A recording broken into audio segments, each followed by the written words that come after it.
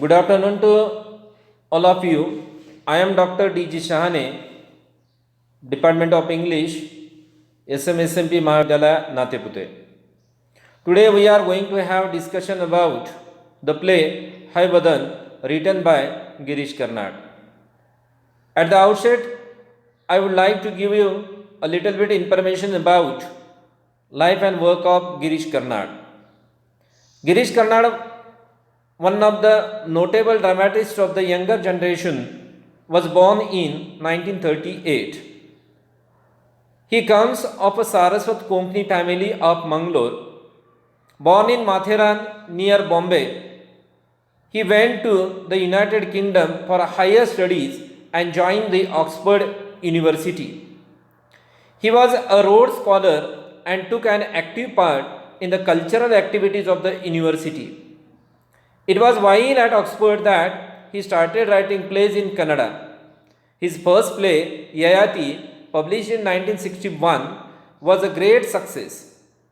His second play, Tughlaq, published in 1964, was staged in UK. After returning to India, he stayed for a time at Dharwad and was closely connected with many dramatic clubs. He worked with the popular Kannada stage director Mr. B.V. Karan. In the film Sanskara, he played the leading role. It will be remembered that the film won the President's Gold Medal. In the next film, Vamshvraksha, he worked again with Mr. Karna, and both of them appeared in leading roles, Vamshvraksha as well as the next film, Tabiliya Ninnade Magne, were also winners of the President's Award, Kadu, for which Karnad wrote the scenario and which he also directed on the Golden Lotus. All these films are based on the very popular Kannada novels of the celebrated writers Dr. U.R. Anantamurthy, Dr. S.L. Bhairappa, and Sri Krishna Ananalahallai, respectively. Later, Karnad shifted to Pune as director of the Central Institute of Television Technology. After serving this institute for 3 years, he entered the field of Hindi films and has been working ever since with famous directors like Shyam Benegal. Karnad employs mythical, historical, and folk themes as the skeleton for his plays, but the clothing he gives them identifies them with the contemporary scene. His dramas are amusing satires on the many social and political forces at work in present day India. As we read these plays, we feel that history and Purana repeat themselves. Karnad has done substantial service to introduce the folk traditions into his drama and thus expand the very origin of the Indian stage. When we view his total dramatic output, we cannot fail to be impressed by the loftiness of his artistic perception and creative ingenuity. He seems to be an all-in wrestler to whom no corner of the platform is barred. He tries his hand at all the genre of the dramatic art. It is to be regretted, however, that despite intense involvement in the state and the silver screen, he has been able to write down only 4 dramas. Yayati, which was published in 1961, Tughlaq, published in 1964, Hayvadana in 1970, and Hittina Hunja, which is yet to be appear in print. One characteristic of Karnad's plays is the device of exchange. In Yayati, the physical frames of Puru and Yayati are interchanged. In Tughlaq, the very personality of the Sultan undergoes a metamorphosis. Usually, there is a triangle of men and women in his plays. In Yayati, a man has to deal with 2 women, while in Hayvadana and Hittina Hunja, 2 men have to deal with a woman. In Tughlaq, there is only one woman, the stepmother, the third side of the triangle is formed by the Vizier Najib. So this is a short information about the life and work of Girish Karnad, and now it is important, I think, to take into consideration the information about the story, I mean analysis of the story Hayvadana. At the beginning, I would like to give you the introduction about the characters in this present play. The first character is Bhagavata, who is played the role of a ringleader. Next character is Hayvadan. He is the man with a horse's head, can speak human tongue. Third character is Devadatta, the hero of the play. He is a learned Brahmin. He falls in love with Padmini, handsome and delicate. Fourth character is Kapila. Kapila is intimate friend of Devadatta. Kapila is a son of iron-smith. He is physically well built. He is drawn to Padmini and she too feels attracted to him. Next character is Padmini. Padmini is the daughter of a merchant, young and charming. She marries Devadatta but drawn to Kapila. Next character is Doll 1 and Doll 2. They can speak. Last character is goddess Kali. Both Devadatta and Kapila sacrifice their heads to goddess Kalika Mata. Now I begin the story of this present play. The play begins with a profound prayer of Lord Ganesha for its successful performance. A mask of Ganesha is placed in a chair on the stage and puja is done. The blessing of Lord Vigneshwara is invoked in view of the god's unique personality in terms of his personal appearance and willingness to grant the wishes of his devotees. This god is not noted for his symmetry. I mean, there is no exact matching of size and shape of figure. He is rather an embodiment of imperfection, a human body with an animal head. But we all know it very well. He is believed to be the destroyer of incompleteness, and so his blessing is sought before the staging of the drama. The introductory scene opens with a speech of the Bhagavata, who combines many roles in his person in the play. He is the head of the musicians and serves as a member of the chorus. He mediates between the players and the audiences. He comments on the incidents and characters and makes the play intelligible to the audience. From Bhagavata, we learn that the local of the play is the city of Dharmapura, ruled by King Dharmashila. There lived two youths who were intimate friends, and they shared virtues in equal measure, and so both are treated as heroes in the play. One's name is Devadatta, who is the son of the venerable Brahmin Vidyasagara. Devadatta looks very handsome and of fair color, matched by unrivaled intelligence. The other, his friend, is Kapila, the only son of iron-smith Lohita. He is a dark in color, but strong and agile in body structure. He excels in deeds which require strength and physical skills. Devadatta is unequal in debates on logic and love. I mean, Devadatta has intellectuality or intellectual power.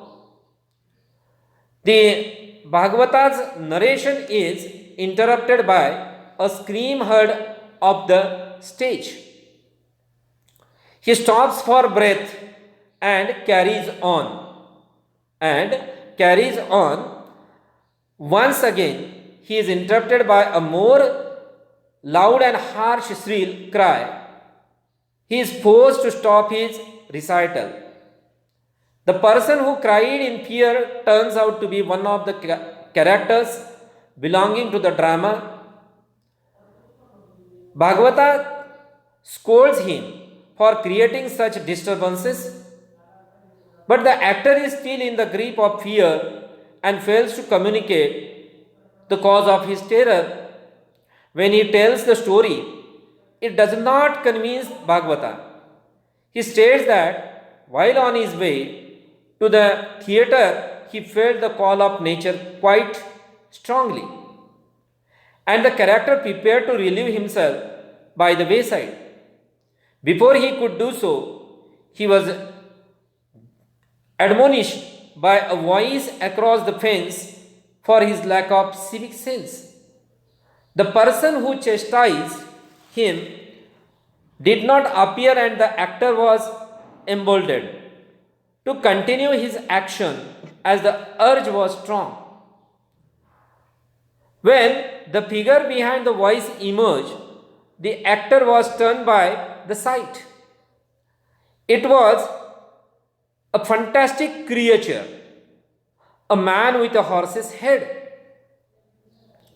The actor started to run and has reached his fellows in that agitated state. The Bhagavata disbelieves the whole story and takes it as an excuse for his late coming. He urges him to go on with his makeup for his assigned role in the play. The actor shows his helplessness as his body is trembling with fear and it would not be possible to hold a sword in his hand.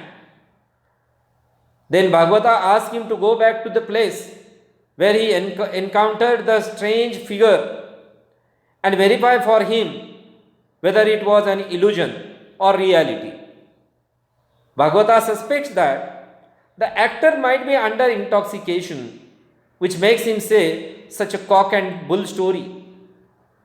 The actor refuses the allegation, but Bhagavata insists on his going back, on his goes out reluctantly. At this time, a commotion is heard in the wings of the stage, and the actor comes back shouting that the creature which he has seen has come there. The Bhagavata gives instruction to the stage hands to prevent his coming on the stage. He has apprehension that it will create some kind of fear in the mind of the audiences. A curtain is held obstructing its entry to the stage. While it stands behind the curtain, Bhagavata questions it about its identity. Then someone's sobbing is heard, and it is noticed that the sob is coming from the very person who had previously frightened the actor. The Bhagavata asks the stage hand to lower the curtain a little, and a horse's head covered by veil is revealed. On removing the veil, the horse's head is exposed to clear view. Once the horse head realizes that its visage is exposed to the audience, it ducks behind the curtain to hide its place.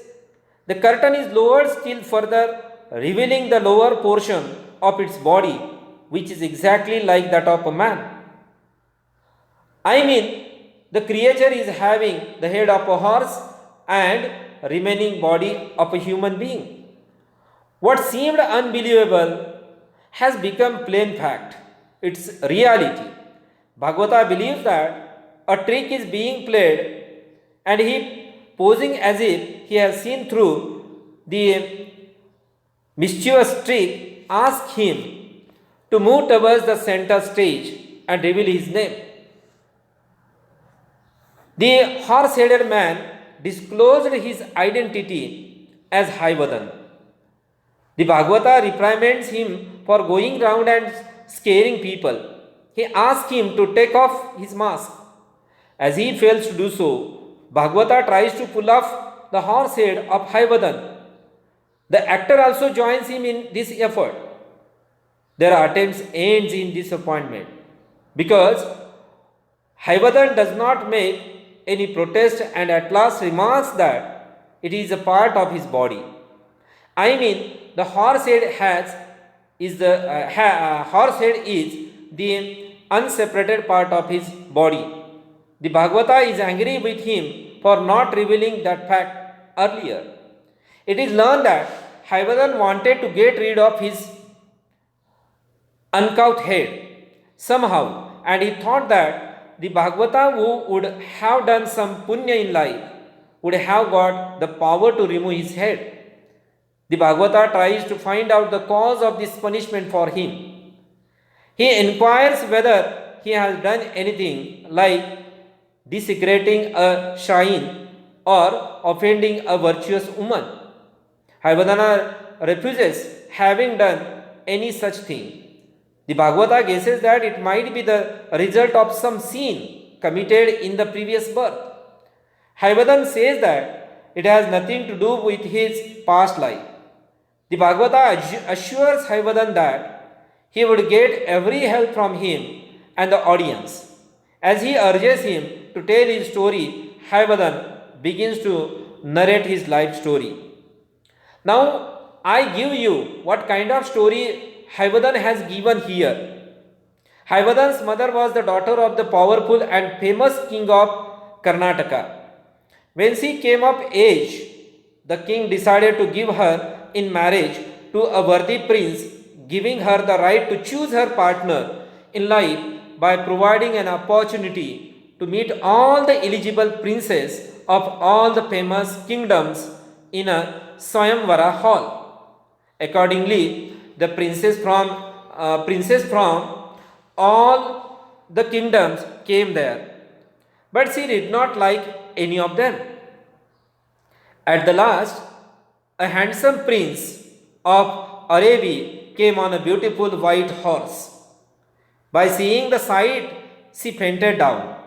The king took it as the sign of her liking for the prince, and arrangements of her marriage were made for the scene. But waking from the faint, the princess revealed that it was the beautiful horse and not the prince who stole her heart, and so she would marry only that horse. She was firm on her decision, and finally she was married off to that horse. For 15 years they lived together as husband and wife. Then one morning when she woke up, she saw a Gandharva in the place of the horse beside her. It became known that the Gandharva was transformed into a horse for his misbehavior by Kubera. After 15 years, he was released from the curse and he became the celestial being once again. He asked the princess to go with him as his worthy partner. The princess was not happy at the turn of events and she insisted that she liked him more in the shape of a horse. At this, her husband got angry and cursed her. She became a horse as a result and sprinted away joyfully. The Gandharva did not wait long to start his journey to his celestial abode. They forgot their offspring, Hayvadana, and left him to fend for himself. The Bhagavata accepts that it is a sad story. Hayvadana seeks his help to suggest a method in order to get rid of his animal head and become a complete man. Actually, Hayvadana wanted to become a complete man, removing the horse head. To the Bhagavata's query, he says that he has visited several holy places like Banaras and Rameshwar, observed many religious practices, but no effect was there. The Bhagavata advises him to try to get the blessings of goddess Kali on Mount Chitrakoot. She is a famous goddess who is ever awake to the prayers of devotees. But the way leading to the temple is something difficult. Hayvadana will have to ask several people about the right path leading to the temple. So he asked the actor to accompany Hayvadan to help him in this adventure. But Hayvadan refuses to accept him as his companion, as his roadside manners are not good. At this charge, the actor declines to accompany Hayvadan as a guide. But a rapprochement is made and the two leave the stage on their way to Chitrakut. The Bhagavata sees hope for Hayvadana's completeness. The Bhagavata reverts to the narration of the main story of the inseparable friends Devadatta and Kapila.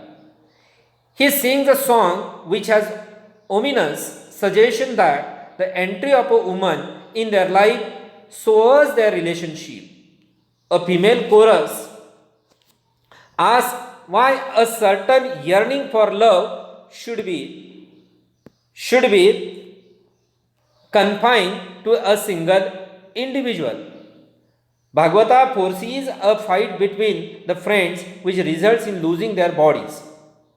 The female chorus predicts that she will hold up the severed heads while her person is dosed by dripping blood, and she gives each body a head. At this stage, the two friends are presented to the audience. Both wear masks with features which indicate the traits of their personality. Devadatta is delicate looking and slender, wears a pale colored mask. Kapila is well built, as I told you, wears a dark mask. Kapila complains to his friend for not attending the gymnasium where he waited for him. Kapila enjoyed wrestling there, and a visitor from Gandhara appreciated his style of fighting and was delighted to test the strength of his muscles with him. Devadatta does not show interest in the narration, as he lost in thought. Kapila feels that his friend is once again in love. He asks him to reveal the name of the girl who has won his heart. Kapila is used to see Devadatta in such mood several times earlier, so he does not show much enthusiasm. But now he realizes that his friend is quite serious this time. Devadatta praises her beauty in superlative terms and vows that he cannot live without her. He reveals that all his conception about beauty and poetry was incomplete, formed before taking a glimpse at her. He swears that if his desire is fulfilled, he will sacrifice his two arms to goddess Kali. I mean, here Devadatta has taken vow to sacrifice his two arms to goddess Kali and his head to Lord Rudra. Kapila assures him that a groom of Devadatta's stature and erudition will be coveted by any eligible girl in Dharmapura to be tied in wedlock to him. So there might be no hurdle in the way of satisfying his wish. But he knows neither the name of the girl nor her father's. She lives in Pavanavidhi, only the place knew.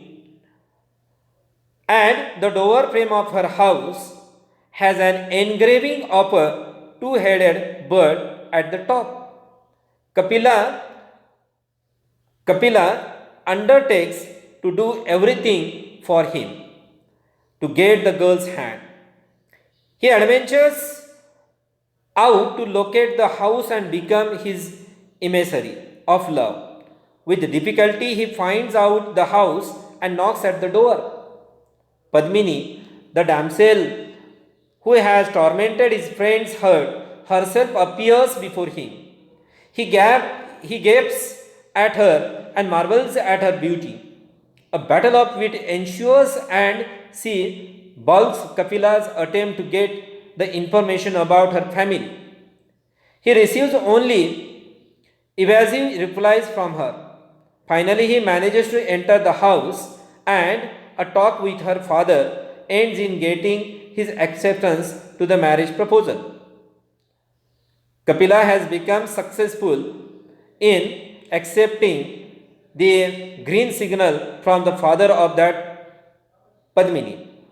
It was made possible as the status of the two families were matched. Her father is the leading merchant in Dharmapura. Bhagavata comments that in that house the very floor is swept by the goddess of wealth, and Devadatta's house they have the goddess of learning for a maid. Devadatta and Padmini are united in wedlock and they enjoy the bliss of married life. Devadatta's friendship with Kapila is not affected by the marriage. Kapila continues to visit his friend regularly and Padmini also likes him. Devadatta, Padmini and Kapila are like Ram, Sita and Lakshmana to the citizens of Dharmapura. This blissful state is short-lived, as Devadatta likes Padmini's concern for Kapila crossing the desirable limit. A period of 6 months passes uneventfully, and the prospect of Padmini becoming mother is within sight. To bring some cheer to their dull life, they plan to go on outing to Ujjain, much to the apprehension of Devadatta, as Padmini's condition is not suitable for a long journey. Ironically, she is the most enthusiastic one to make preparations for the picnic. When the day arrives, she is worried that Kapila has not come on time. She goes to the window several times and looks eagerly for his arrival. Devadatta is irritated by her behavior as he has already noticed Padmini's leaning towards Kapila. He is not inclined to impose any order on her wayward behavior as Kapila is his best friend. He has so far behaved as his brother. He does not want to hurt him and tries to correct Padmini by reasoning.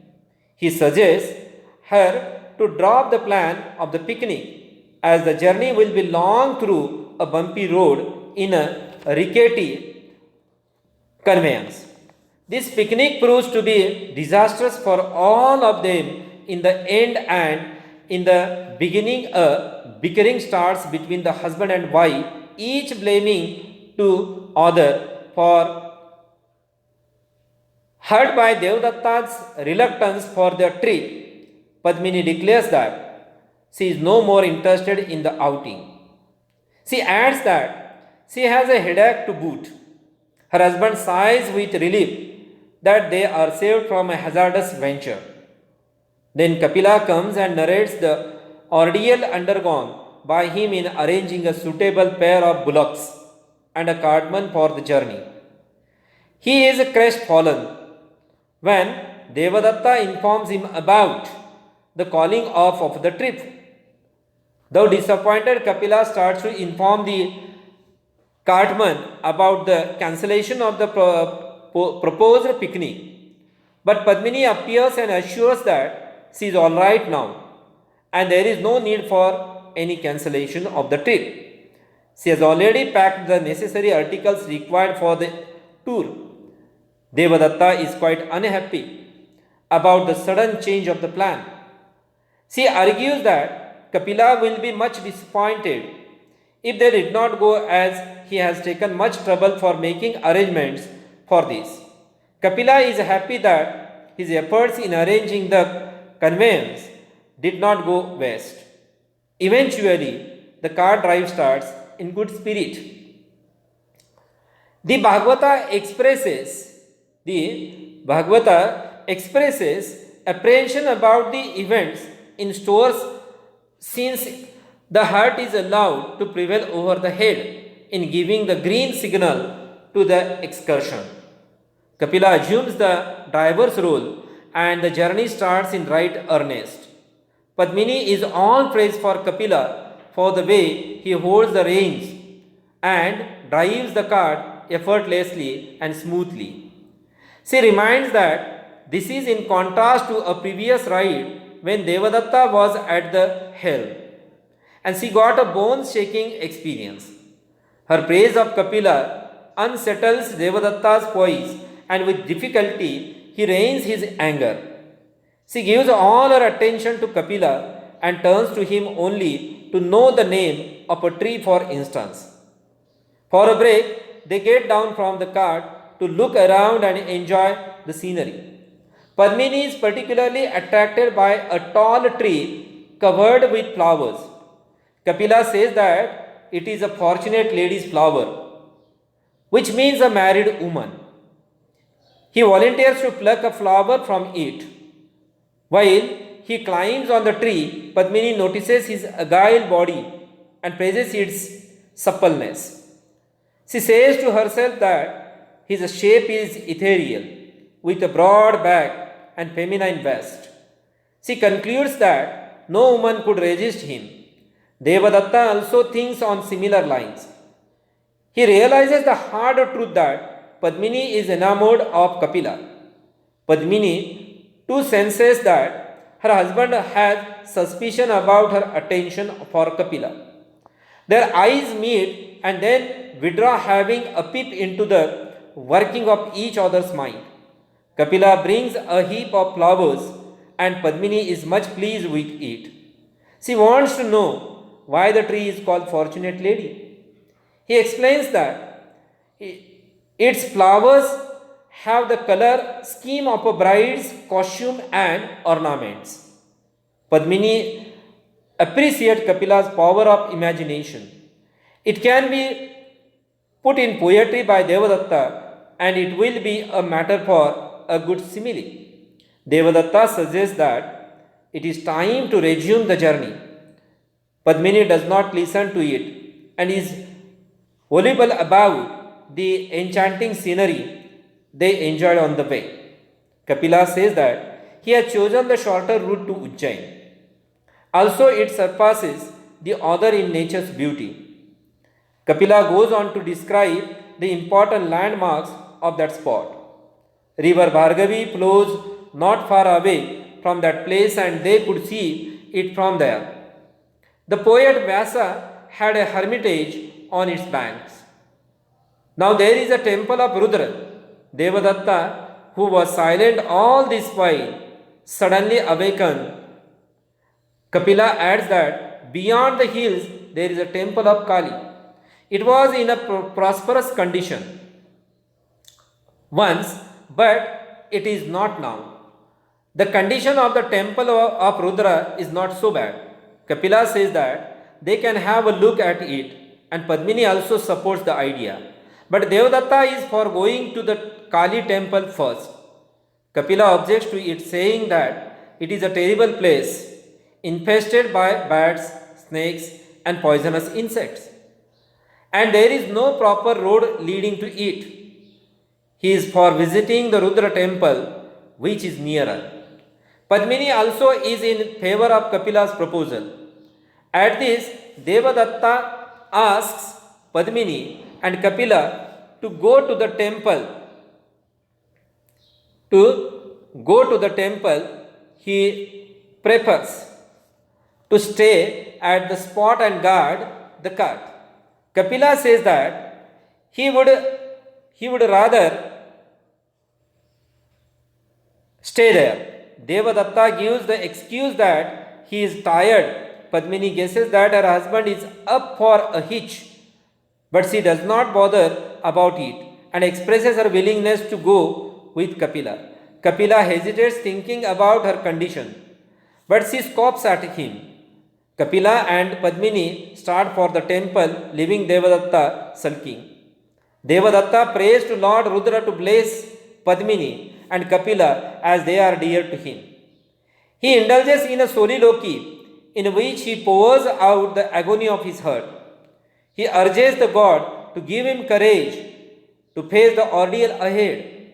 He feels that he is trembling and seeks God's blessing to give him strength. He directs his steps to the temple of Kali though the path through the is difficult. On reaching it, he prostrates before the goddess Kali Mata. He begs her pardon for not fulfilling a previous pledge he had made to her. He had forgotten it. He sees a sword which was probably left by a hunter. He thinks that this would have been instrumental in many sacrifices for the goddess. Now he is prepared to give one more by offering his head. Saying this, he strikes at his neck with the sword to sever his head. It is not easily done as he expected, and he writhes and groans in agony. Finally, he is successful in killing himself. His head rolls off with blood flowing from it. Padmini and Kapila return to the spot where they had left the cart and find Devadatta missing. Padmini is happy when she recalls the thrilling experience of their visit to Rudra temple. Kapila's shouts calling out his friend's name become mere cries only. Padmini is not as anxious as Kapila in noticing Devadatta's absence. Kapila starts in search of his friend and notices his footprints in the direction of the Kali temple. On reaching there, he sees the gory scene of his friend's severed head and near his body. He utters a scream and kneels down beside the truncated body. He lifts the severed head and moans. Kapila realizes that he is to blame for his friend's desperate action. He says apologetically that he would have willingly sacrificed his life for his friend's sake. He declares that he cannot live without his friend. He sees the sword used by Devadatta and does not wait any further. He uses the weapon deftly and cuts off his head. This time it seems the death is less painful. Feeling lonely as the gentlemen have not returned, Padmini ventures to go in search of them. She adopts the route towards the Kali temple. She has heard that the path is hazardous, but she takes the risk. But it is almost dark by the time she reaches the temple. She is scared by the movement of a wolf outside its walls. She murmurs that only goddess Kali can protect her. Then she stumbles on the dead bodies and screams. She blames the two men for leaving her in such a predicament. She utters that this is proof that her husband has not loved her. Kapila, who used to look at her with hungry eyes, has not shown any consideration for her. Now she has no means to reach home. If at all she reached home, how could she explain the course of events? No one would believe her version. People would say that they fought because of her, who incited their passion. She prefers death to humiliation and takes the sword used by the men and directs its pointed edge to her breast. She gets ready to give another offering to the goddess. At this, she is startled to hear the goddess's voice commanding her to drop the sword. Padmini throws it down in fear and tries to run out of the temple and then stops. With trembling lips, she asks, "Who is that?" It meets with no reply. She repeats the question a second time. Now, the tremendous noise of drums is heard. On the stage, behind the curtain, the terrifying figure of Kali, with the blood-red uplifted palms and mouth open, with tongue lolling out, is revealed. Her open mouth suggested that she is feeling sleepy and so is yawning. She shuts the mouth as a mark of completing the yawn and drops her palm. The goddess asks Padmini to open her eyes. On seeing the dreadful figure, Padmini prostrates before it, asking for mercy. Kali says that formerly many devotees used to do her homage. At that time, she was kept awake by the loud beating of drums. Now people do not come there, and she is tempted to spend the time in sleep. Anyhow, she is pleased with Padmini and is prepared to give a boon and ask her to name it. Padmini asks Kali to save her, and the goddess says that she has already done it. Padmini is afraid that she would become an object of shame when she returns home. The goddess says that she is not in a mood to listen to a lengthy statement from her. She asks her to do as directed. She has to attach the severed heads to the respective bodies and place the sword on the necks. Then they will come up alive. The goddess asks her to do it quickly, as she is once again feeling sleepy. Padmini asks Kali why she did not stop the men when they attempted to kill themselves. Kali replies that she would have thrown them away had she not been so sleepy. Devadatta has not kept his word. He had offered his head to Rudra and hands to the goddess. But he has come to Kali and offered his head. Kapila lied when he said he sacrificed his life for the sake of his friend, and never once did he utter the name of Kali in prayer. Kali praises Padmini for saying the truth. The goddess asks her to obey her instructions and to do what she was told. With her eyes shut, Padmini joins the heads and bodies hurriedly and places the sword on the necks. But as fate would have it, she attached Devadatta's head with Kapila's body and vice versa. With eyes shut, she stands, turning her face away from the goddess. After some moments, she declares that she is ready. Kali murmurs that even about honesty there is some limit. The goddess disappears amidst a beating of drums. The dead bodies come to life and they stand up with difficulty. They express amazement at what has happened. Padmini screams with joy and calls out their names and runs around them. The men find it difficult to balance their bodies as a result of the mixing up of the heads. Padmini confesses her mistake and asks for forgiveness. But Devadatta and Kapila laugh it away, and the latter thanks her for making them blood relations. All three join in a dance. But an identity crisis ensues. Who is Devadatta? One who is with his body, or the other with his head?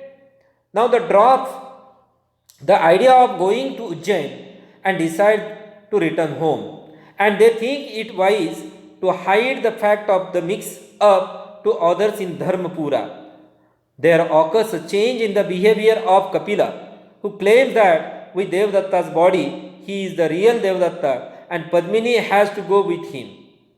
Devadatta argues that according to the Shastras, the head is the sign of a man. Kapila claims that Padmini is married to Devadatta's body, and now, as the owner of that body, he has more right to be called her husband. Further, Padmini bears the seed of his body. Argument leads to the use of abusive language and then a scuffle. Now Devadatta with Kapila's body has the upper hand, and Padmini stands loyal to him only. Devadatta and Padmini prepare to go, but Kapila shouts that he will come to the town and declare the truth. Devadatta is afraid that it will create a scandal. Padmini pleads to Kapila to desist from doing harm, remembering the olden days when he had received their hospitality. Kapila insinuates that she would certainly prefer a husband with Devadatta's head and Kapila's body. Padmini is enraged and calls him a brute. Devadatta supports his wife, saying that it is quite natural for a woman to prefer a husband of his type, combining intellectual faculty and physical strength. Padmini reminds Kapila that she gave him life. He retorts that her action was motivated by self-interest. Otherwise, she would have become a widow. Kapila asserts that he is Devadatta and he has every right to take her away. The claims of both men over Padmini remain unresolved and they stand motionless on the stage. Now it is time for the Bhagavata to announce a break. He also asks the audience to come back with their own solution to this problem. Dear friends, here act number 1 ends, and I also stop here, and the remaining second act I will take to the next lecture. Thank you very much for listening me patiently.